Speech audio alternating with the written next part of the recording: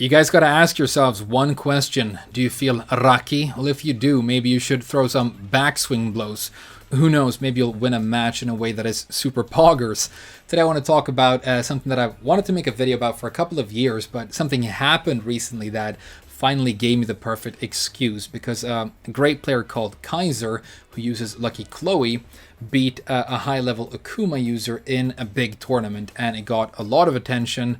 It was super entertaining to get to watch. Fantastic job by him. I think my favorite part was getting to watch Ares be super excited and like shouting about Tekken for the first time in a while, which just feels right to me. It's like a warm blanket.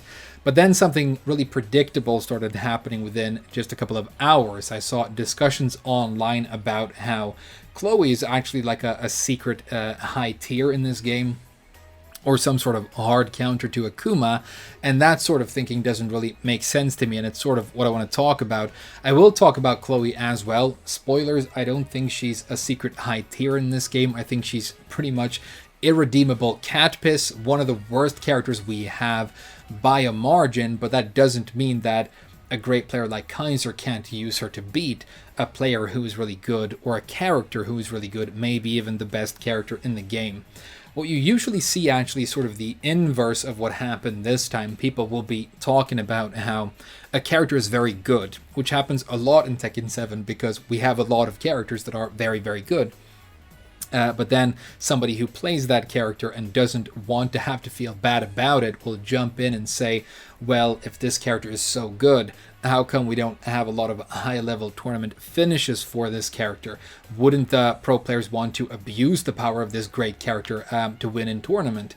And I don't really buy that sort of argument for a bunch of reasons.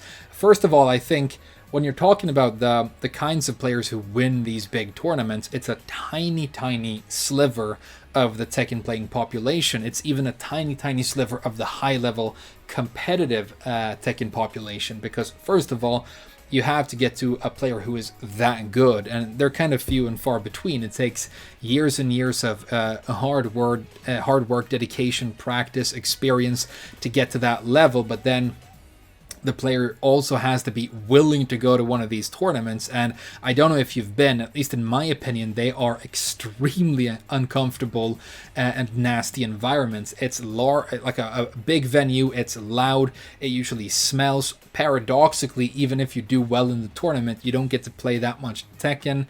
It's just not, at least in my opinion, a nice place to be. I know a lot of people disagree. I think those people go more for, the culture and meeting people, but there you go. But then even if you are willing to go to a tournament, you have to have the time and the money to do it.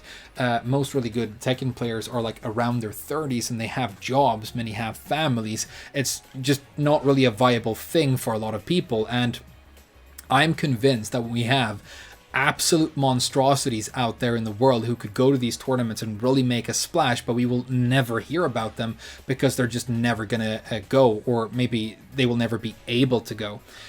So you're looking at such a small sliver of the Tekken playing population that I don't think it's statistically that interesting. And the cool thing that happens is, if you go back and look at like people who have won tournaments for, like, you can go back far, like a decade since before I started playing Tekken, since, Tekken Tag 2.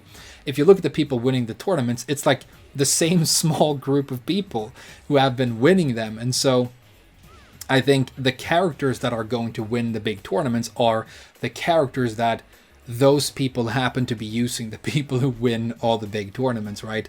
And I mean, you're even less likely to see a certain character when the roster is this big and so many characters are so very good. But then you have examples like iMusician with Yoshimitsu, who's another really low tier and like weak character in this game, or John Ding with Lucky Chloe. When they show up, you are likely to have a good finish for those characters because of those players.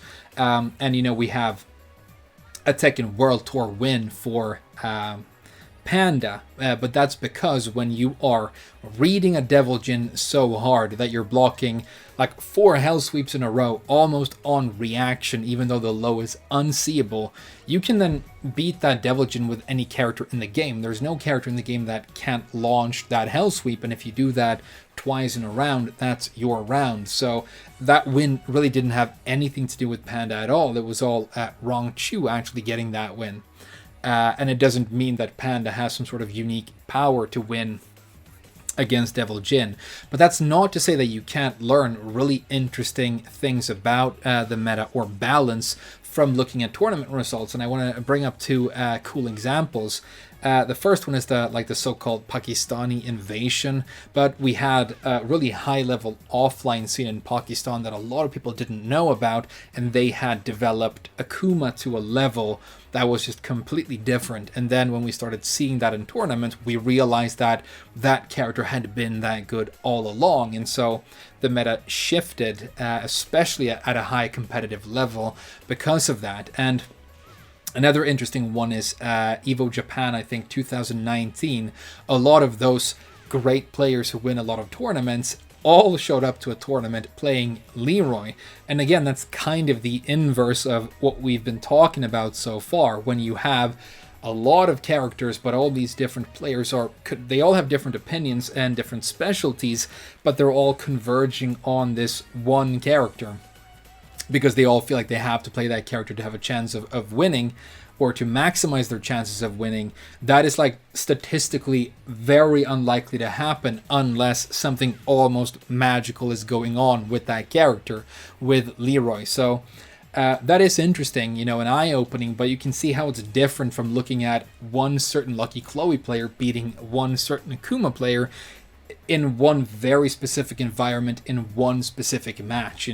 Maybe you could learn something more if you had 100 Lucky Chloe players playing 100 Akuma players across like 100 games each, but that's not the sort of thing that happens. It's very, very specific and very volatile. So I guess it's like you can learn things from watching tournaments, but it's kind of like chocolate rain. You can't build a tent and say the world is dry. You have to zoom the camera out and see the lie. So how do you find out what characters are good or bad in a game? Well, of course, high-level players usually have very informed opinions, so you can listen to them, and usually when they have differing opinions, you can still pick up on things between the lines. But I think the useful way of doing it is making up your own mind, learning about the game, the ways that characters tend to be, and then just comparing to that. So if we're using Leroy as an example, he has a 12-frame launching counter hit mid. This is a good one. This is 16 frames to impact. Most happen to be around 15, so 12 is very, very fast. 3 frames is huge when we're talking about close range counter hit mids.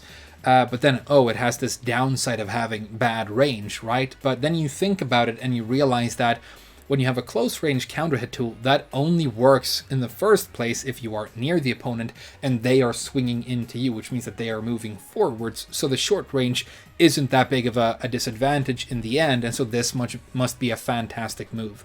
And if you can have that sort of an informed opinion, and you can back it up with actual knowledge that you have, even when somebody attacks you, for saying something that they don't agree with, you can feel good about the fact that you're at least being honest. But let's talk a bit about Chloe. Like I said, I don't think she's very good at all, and I think if I was going to try and summarize why, I think this is the real high risk, high reward character in this game. The high reward being her absolute insane damage. Everybody knows that Chloe has wild damage. But a lot of characters do. A lot of characters have very high combo damage. Katarina, very bad character. Lars, sort of ambiguously bad character. But you don't want to be the high-risk, high-reward character when all the good characters in the game are no-risk, extremely high-reward. I think that's kind of what we're seeing in this late life of Tekken 7. People are converging on characters that take very small amounts of risk for very high reward, and who also have exceptional range and a lot of pushback and good, safe, usually plus on block counter hit moves. And Chloe kind of struggles to compete in that arena. You know, the manual back turn, the fact that they gave that to her, I think it's the most significant, like, great change that she's had. She needed it, but it's also kind of a dangerous thing. You're trying to do that from mid-screen against Bob or Noctis, they will just blow you up the moment you do it, and when you roll in or try and approach, she's actually hard countered by movement a lot of the time. You know, if she's trying to run in with this, they try to make this better by giving her mid mix-up for it, but that doesn't really help when you can counter both moves by walking, you know. And when she's rolling in, you have to be careful. You can't press buttons. You can't press buttons on the back turn because of her new counter hit move, but people have been playing a lot of Tekken for a long time. They're already used to that because of Xiao Yu. They know, but they will capitalize on an opponent who is showing their back too much and is being way too linear by, you know, moving to the side. And for example, I think Bob has a fantastic matchup against Chloe. He just moves to the side and does a headbutt, and he can deal with so many of her options. So I think the character is weak, and I would prefer if they actually decreased the combo damage and made that less crazy, but then gave her, you know, more solid stuff in other departments. Fast pokes are actually good. I mean, the fact that the 1-2 is high mid is kind of great. The down forward one is good. Decent counter hit moves, you know, fish hook. I think her poke game is sort of above average, but it doesn't really lead to much. And then her big damage stuff is just a little bit too risky. But I do really like the concept of Chloe. I've said that before. A rhythm-based dancer. You know, this Punisher is a great idea. You have to time it, you know, rhythmically to get more damage. Something like that can be done very well in this game, but I think the execution here is a bit problematic. I don't think she's interesting to a lot of people. They gave her like a cat thing, but she's not cat-like. She's kind of slouched over and has bad posture. She doesn't, in my opinion, look like she's very good at dancing, honestly. But you could do something super cool with this, so I hope they keep developing this idea into something a little bit stronger and a little bit more interesting, you know, in the next game. But if you're out there and you're making it happen with Lucky Chloe like Kaiser, then more power to you, because you're definitely not playing one of the better characters in the game. But then again, that's not what, you know, picking your favorite character is about anyway. So just some thoughts on that. I hope you found it interesting enough. Thank you so very much for watching the video, and I'll see you guys again very soon.